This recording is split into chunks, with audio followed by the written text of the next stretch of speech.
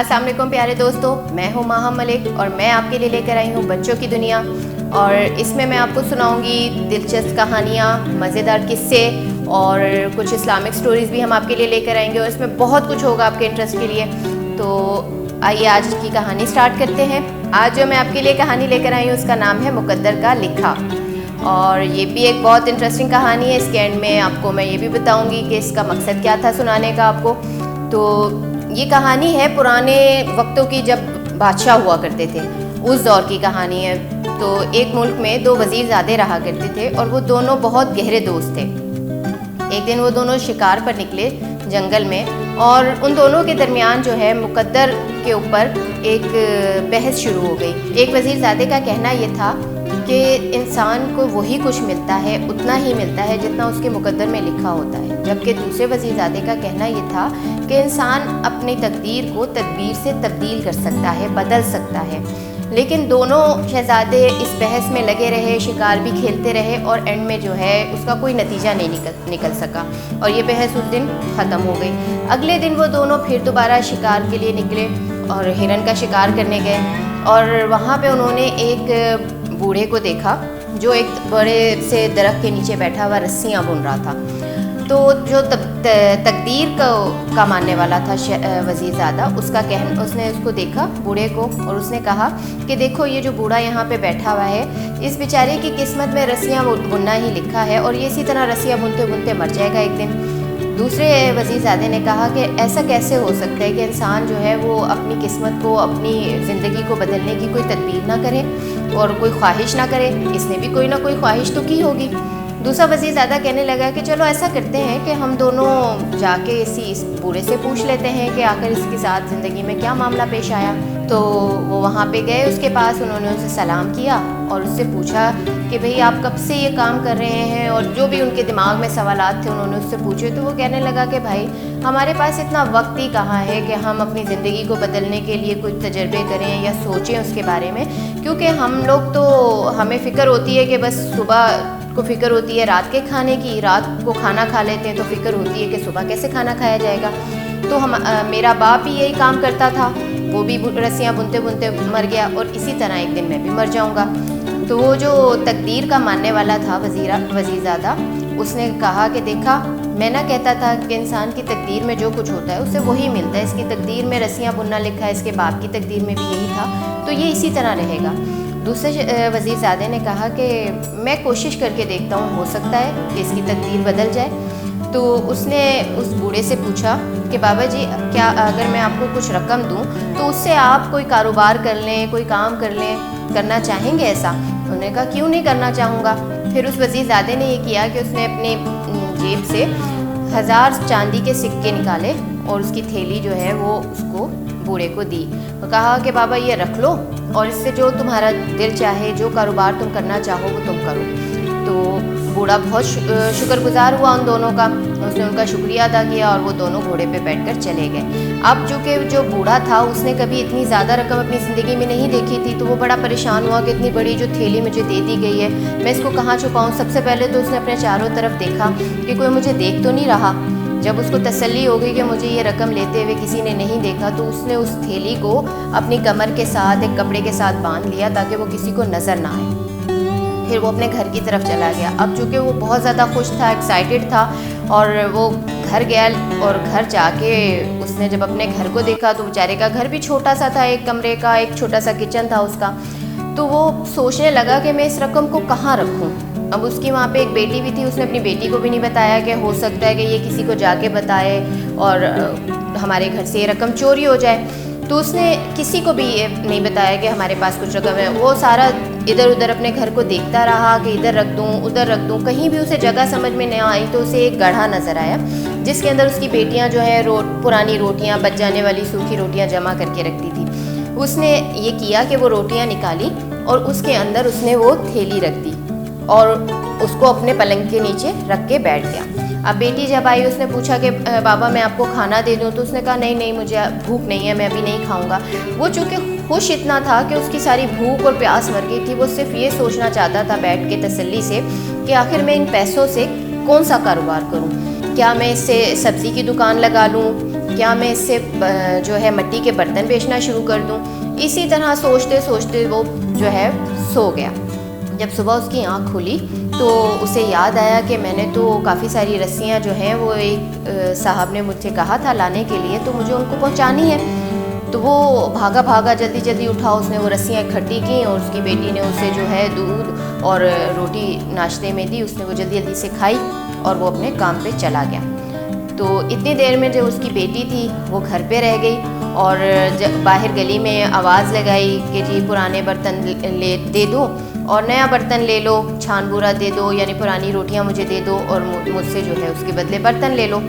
تو لڑکی نے باہر جھانکا تو اسے ایک نیا گھڑا خوبصورت سا وہ پسند آیا. تو اس نے یہ کیا کہ وہ گئی گھر کے اندر اور اس میں جس گھڑے میں اس نے روٹیاں رکھی ہوئی تھیں وہ ساری روٹیاں اور گھڑا اٹھا کے وہ لے گئی اور چھان بورے والے کو دیا. اس سے کہا کہ مجھے یہ پسند ہے گھڑا تو آپ دے دو. اس نے کہا یہ تو بہت بڑا ہے اور اس میں تمہیں تھوڑے سے پیسے بھی دینے پڑیں گے. تو لڑکی نے کہا کہ بھئی میرے پاس پیسے تو نہیں ہیں، آپ ایسا کرو کہ یہ گھڑا بھی آپ رکھ لو، روٹیاں بھی رکھ لو، بس مجھے یہ دے دو. اس نے دیکھا، اس نے اس کو اٹھا کے دیکھا تو اسے بھاری لگا گھڑا. تو اس نے ایسا کیا کہ اس نے کہا اچھا ٹھیک ہے تم یہ لے لو. اس چھان بورے والے نے سوچا کہ یہ اتنا بھاری ہو سکتا ہے اس کے اندر روٹیاں دبا دبا کر بھری گئی ہوں، اس وجہ سے یہ کچھ زیادہ بھاری ہے. بہرحال اس نے وہ لیا اور وہ چلا گیا. لڑکی بڑی خوش ہوئی، اس نے وہ گھڑے میں پانی بھرا اور گھر کے اندر رکھ لیا. شام میں جب وہ بوڑھا گھر پہ آیا تو اس نے سب سے پہلے چارپائی کے نیچے دیکھا کہ بھئی میرا گڑھا وہاں پہ موجود ہے یا نہیں ہے. جب اس نے دیکھا تو وہاں پہ گڑھا نہیں تھا. اس نے اپنی بیٹی سے پوچھا تو اس نے کہا دیکھیں بابا جی میں نے تو آج نیا گڑھا خریدا ہے اور یہ کتنا خوبصورت ہے. تو انہوں نے کہا پرانا گڑھا کہاں گیا، کیا تم نے اس میں سے روٹیاں نکال کر نہیں بیچی تھی؟ تو کہنے لگے نہیں، میں نے تو پورا گھڑے سمیت ہی اس کی روٹیاں بیچ دیں، گھڑا بھی دے دیا.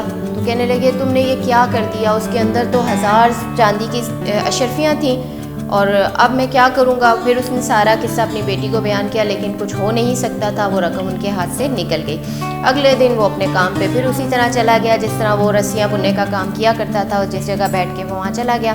اب جو ہے وہاں پہ دوبارہ کچھ دنوں کے بعد انہی وزیر زادوں کا اس جنگل میں دوبارہ گزر ہوا. انہوں نے جب اس بوڑھے رسی بان کو دیکھا تو وہ بڑے حیران ہوئے، کہنے لگے یہ تو پھر یہیں پہ بیٹھا ہوا ہے.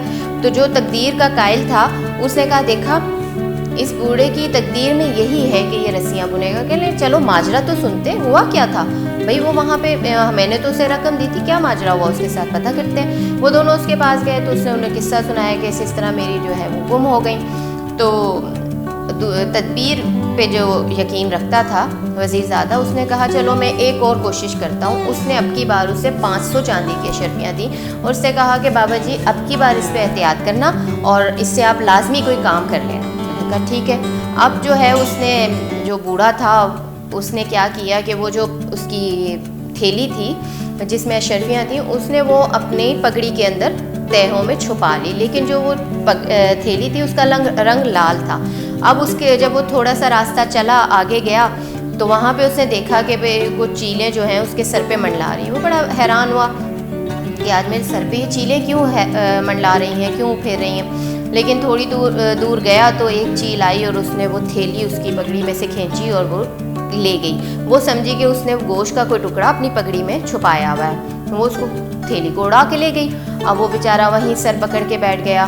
وہ پریشان ہو گیا کہ اب کیا کروں، لیکن کچھ ہو تو نہیں سکتا تھا، چیل کے پیچھے بھی نہیں جا سکتا تھا. سو بہرحال جو وہ کرتا تھا وہی کرنے لگا. اب جو بوڑھا رسی باندھ تھا اس کے دن اسی طرح غربت میں گزرتے گئے. دوسری طرف جو ہے ایک جو اس ملک کا بادشاہ تھا، یہ جس شہر میں یہ بوڑھا رہتا تھا وہ اس ملک کا دارالحکومت تھا جگہ. اب وہاں کا جو بادشاہ تھا اس نے ایک رات جو ہے نا اپنے تمام کنیزوں کو اکٹھا کیا اور ان کو بلایا اور ان سے کہا کہ یہاں پہ جو تم اتنے عیش و آرام سے رہتی ہو، اتنے اچھے کھانے کھاتی ہو، اتنے اچھے لباس پہنتی ہو، تو یہ سارا کچھ جو ہے میری وجہ سے ہے. تمام کنیزوں نے کہا بے شک آپ ہی ہمیں یہ سب کچھ دیتے ہیں اور یہ سب کچھ آپ کی وجہ سے ہے. لیکن اس میں ایک کم عمر سی کنیز بھی موجود تھی. تو اس نے کہا کہ جو کچھ مجھے یہاں پہ ملتا ہے وہ سب میری تقدیر میں لکھا ہے، مجھے تقدیر کی وجہ سے یہ ملتا ہے، آپ مجھے نہیں دیتے. اس پہ بادشاہ کو بڑا سخت غصہ آیا. اس نے کہا کہ ایسا کیسے ہو سکتا ہے، ساری کنیزیں اس بات کو مانتی ہیں کہ میں دیتا ہوں یہ سب کچھ، تم یہ کیسے کہہ سکتے ہو. ایسا کرتے ہیں کہ کل تمہیں محل سے نکال دیتے ہیں اور تمہیں صرف 4 چاندی کے تانبے کے سکے دیے جائیں گے.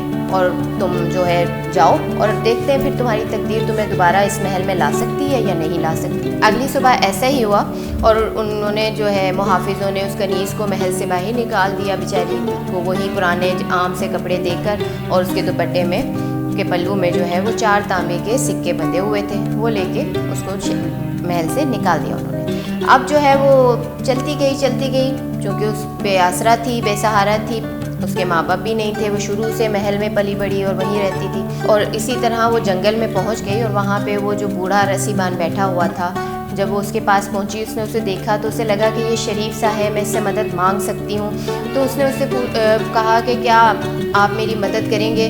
میں جو ہوں بے سہارا ہوں اور میرا کوئی بھی نہیں ہے مجھے میری مدد کرنے والا، تو کیا آپ مجھے اپنے گھر رکھ سکتے ہیں، میری مدد کر سکتے ہیں؟ تو بوڑھے نے اسے دیکھا تو کہنے لگا ٹھیک ہے بیٹی، کوئی مسئلہ نہیں ہے، میری ایک بیٹی میرے ساتھ رہتی ہے، تم بھی آ جاؤ، چلو گھر چلتے ہیں۔ وہ دونوں اس کو لے کے وہ گھر کی طرف جانے لگا اپنا سامان سارا سمیٹ کے، جب تو راستے میں اسے ایک مچھلی والا دکھا جو ریڑے پہ مچھلی بیچ رہا تھا، تو وہ رسی بان کہنے لگا کہ میری بیٹی کو مچھلیاں بہت پسند ہیں اور وہ روزانہ جو ہے نا مچھلی کی فرمائش مجھ سے کرتی ہے کہ بابا آج مچھلی لے کر آئیے گا، لیکن میرے پاس اتنے پیسے نہیں ہوتے کہ میں اس سے مچھلی خرید سکوں۔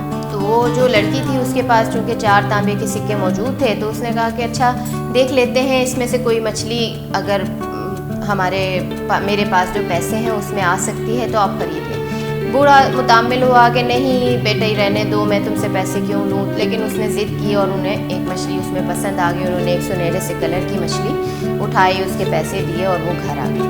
اچھا وہ جب اس نے اپنی بیٹی کو دیا اور تعارف کرایا کہ اب یہ بھی یہاں رہے گی، تو اس کی بیٹی بڑی خوش ہوئی کہ چلو مجھے بھی کوئی دوست مل جائے گی، بہن مل جائے گی، اس نے بھی اسے خوشی خوشی اپنے گھر میں رکھ لیا، اور وہ کہنے لگی ٹھیک ہے میں نا جلدی مچھلی تیار کرتی ہوں، اور وہ گئی، اس نے مچھلی کا پیٹ کاٹا اور جب اس کو کھولا اس کی صفائی کی تو اس میں سے ایک پتھر نکلا، وہ بڑا چمکدار اور خوب اس میں سے چمک رہا تھا، شائن نکل رہی تھی، تو وہ بھاگی آئی اور لے کے اپنے باپ کے پاس آئی کہ دیکھیں بابا یہ اس مچھلی کے پیٹ میں سے نا یہ ایک پتھر نکلا ہے۔ تو وہ جو کنیز تھی وہ تو چونکہ محل میں رہتی تھی، وہاں پہ اس نے ہیرے جواہرات اور یہ چیزیں دیکھی ہوئی تھیں، تو جب اس کی نظر اس پتھر پہ پڑی تو وہ سمجھ گئی کہ یہ بہت بیش قیمت ہیرا ہے، لیکن اس نے چونکہ اس کو رسی بان کو نہیں بتایا تھا کہ اسے اس کی پہچان ہے، اس نے اسے کہا کہ کل بابا آپ اس کو بڑے بازار میں لے جائیے گا اور وہاں پہ جا کے جو ہے کسی بھی سنار سے کہیے گا کہ یہ میں 10,000 میں بیچنا چاہتا ہوں۔ تو وہ کہنے لگا بیٹی اتنا سا پتھر ہے کون اس کی اتنی قیمت دے گا؟ تو اس نے کہا کہ بابا بس آپ نے اس کی 10,000 ہی قیمت مانگنی ہے، آپ نے ایک پیسہ بھی اس سے کم نہیں کرنا، آپ کو لوگ قائل بھی کریں گے، آپ کو یہ بھی کہیں گے کہ یہ اتنا معیاری نہیں ہے، ہلکا سا ہے، آپ اس کے 500 لے لیں، آپ اس کے کم پیسے لے لیں، لیکن آپ نے 10,000 سے نیچے نہیں جانا۔ وہ بوڑھا خاموش ہو گیا کہ چلو کہہ رہی ہے کر کے دیکھ لیتے ہیں۔ اگلے دن وہ بازار گیا تو وہاں پہ وہ ایک سنار کے پاس جب گیا اس نے دیکھا جوہری نے، تو اس کو پتہ چل گیا کہ یہ تو بہت بیش قیمت ہیرا ہے، تو اس نے اس کو کہا کہ بھئی اس کے تو 1,000 روپے لے لو تم۔ تو وہ بوڑھا کہنے لگا 10,000 سے 1 روپیہ بھی کم نہیں لوں گا، پورے 10,000 لوں گا۔ تو وہ کرتے کرتے بات جو ہے وہ دوسری دکان پہ گیا، اسی طرح بات بازار میں پھیل گئی کہ ایک بوڑھا ہے اس کے پاس، اب اس کے پاس مختلف لوگ آنے لگے، رائے دینے لگے، کہنے لگے کہ بھئی آپ جو ہے یہ 5,000 تک اس کی بولی لگ گئی۔ انہوں نے کہا بھئی 5,000 لے لو۔ ایک نے رائے دی کہ بھئی جتنے مل رہے ہیں تم اتنے لے لو، کہیں ایسا نہ ہو کہ نقصان کر بیٹھو، لیکن وہ بضد رہا کہ میں 10,000 سے 1 روپیہ کم پہ نہیں بیچوں گا، میں اسے گھر پہ لے جاؤں گا واپس اور نہیں بیچتا۔ بہرحال ایک جوہری نے اس سے 10,000 میں اسے خرید لیا۔ 10,000 روپے لے کر بوڑھا جب گھر پہنچا تو خوشی سے بے حال تھا۔ اس نے آتے ہی جو ہے اس کنیز سے جس کا نام عارفہ تھا اس سے کہا کہ بیٹی تو بہت قسمت والی ہے، تیرے نصیب سے مجھے اتنی رقم ملی ہے۔ تو عارفہ کہنے لگی نہیں بابا، اللہ تعالیٰ نے آپ کی دعائیں سن لی ہیں، یہ سب کچھ آپ کے نصیب میں لکھا تھا، آپ نے مجھ بے سہارا کو جو ہے اپنے گھر میں پناہ دی، اپنے پاس رکھا، آپ نے یہ نیکی کی اور اللہ تعالیٰ نے آپ کو اس نیکی کا اجر دیا۔ تو اس طرح جو ہے وہ بوڑھا جو ہے وہ بہت زیادہ خوش تھا۔ اس نے کہا کہ آج تو ہے گھر میں نا گوشت پکنا چاہیے، بہت عرصہ ہو گیا ہم نے گوشت نہیں کھایا، اور جلدی اچھا سا کھانا بناؤ آپ۔ اور انہوں نے کھانا بنایا اور جو ہے بوڑھے نے اس رقم سے یہ کیا کہ 2 منزلہ مکان خریدا۔ ایک منزل میں انہوں نے اپنی رہائش رکھی اور نیچے والی منزل میں اس نے اپنی ایک دکان کھولی جس میں ہر طرح کی چیزیں بکتی تھیں، مختلف شہر سے اچھے اچھے برتن اور سب کچھ جو کسی کو ضرورت ہو سکتی ہے وہ اس دکان میں اس نے چیزیں ڈالی، اور اس نے اس دکان کا نام لکھا عارفہ کی دکان۔ اور اس دیکھتے ہی دیکھتے وہ دکان اتنی زیادہ چلنے لگی کہ اس نے نوکر رکھ لیے، اور خود جو ہے وہ بس گلے پہ بیٹھ گیا، اور اس کو رقم گننے سے فرصت نہیں ہوتی تھی، اور اس نے وہ بیوباری کے نام سے مشہور ہو گیا شہر میں۔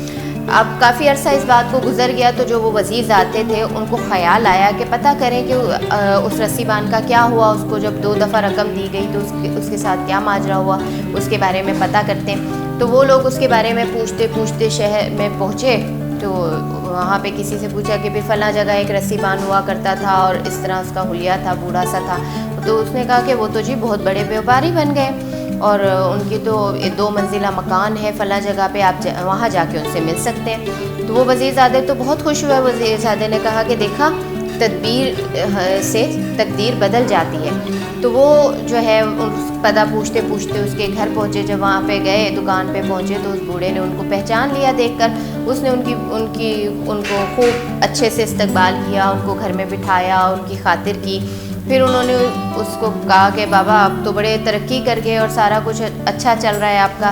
تو اس نے قصہ سنایا کہ جو رقم آپ نے مجھے دی تھی وہ تو پھر میرے سے کھو گئی تھی، اور پھر بعد میں جو ہے مجھے عارفہ بیٹی کس طرح ملی۔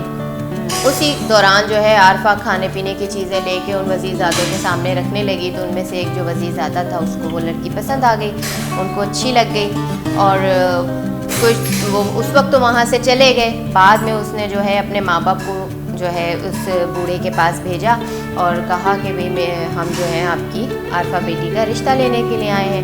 تو وہ بوڑھا بہت خوش ہوا، اس نے کہا کہ میں اپنی بیٹی سے پوچھ لیتا ہوں، اگر وہ رضامند ہے تو مجھے تو کوئی اعتراض نہیں ہے اس رشتے پر۔ اور اسی طرح ہوا، جب اس نے اس سے پوچھا بیٹی سے، تو اس نے کہا بابا جی اگر آپ کو مناسب لگتا ہے تو بس ٹھیک ہے، جو آپ کی رائے ہے میری بھی وہی رائے ہے۔ اور اس طرح اس رشتے کے لیے ہاں ہو گئی۔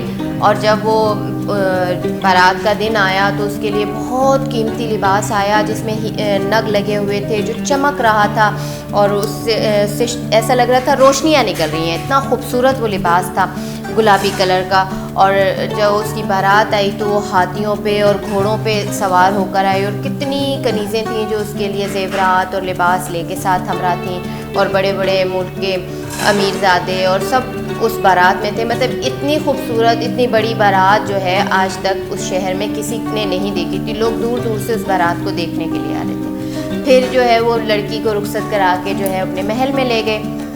وہاں جب وہ چلے گئے تو وہاں پہ اس کا استقبال بہت اچھے سے کیا، اس کے لیے جو سجایا گیا تھا محل اور کمرہ، وہاں پہ اسے لے جایا گیا۔ لیکن وہ ان کا جو ہے انتظار تھا بادشاہ کا، کہ تاکہ بادشاہ بھی جو آ کے ہمیں کوئی نیک دعائیں اپنی دیں اور ہم سے ملاقات کر لیں۔ تو وہ بادشاہ کا انتظار کر رہے تھے۔ جب بادشاہ وہاں پہ آیا اور اس کی ملاقات کرائی گئی اس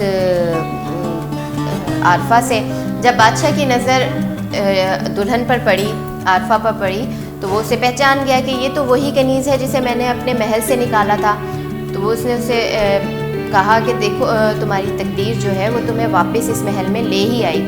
تو اس نے کہا کہ بے شک مجھے اپنے اللہ پر یقین تھا، اور جو میری تقدیر میں تھا دیکھیے میں اس سے بہتر حالت میں اس محل میں موجود ہوں جس میں پہلے رہتی تھی، تو یہ سب میری قسمت میں تھا۔ تو پیارے بچوں، اس کہانی کا جو نتیجہ ہے وہ یہ ہے کہ ہمیں ہماری تقدیر میں جو کچھ لکھا ہے وہ تو ہے، ویسا ہمیں ملے گا، لیکن ہمیں اس کے لیے کوشش کرنی ہے، تدبیر کرنی ہے، تاکہ اللہ تعالیٰ اپنی رحمت سے ہماری کوشش سے اس کو بدل دے اور اس میں ہمارے اچھے دن آ جائیں، ہم بہتری کی طرف چلے جائیں۔ اگر ہم اپنی تقدیر کے لکھے پہ بیٹھ جائیں گے کہ بس یہی ہے اور کچھ بھی نہیں ہو سکتا، اللہ نے تو اتنا ہی دینا تھا، تو پھر کبھی بھی کوئی شخص جو ہے وہ ترقی کی راہ پہ نہیں آگے بڑھ سکتا۔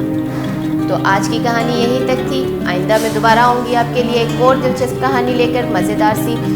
تو میری طرف سے اللہ حافظ، فی امان اللہ۔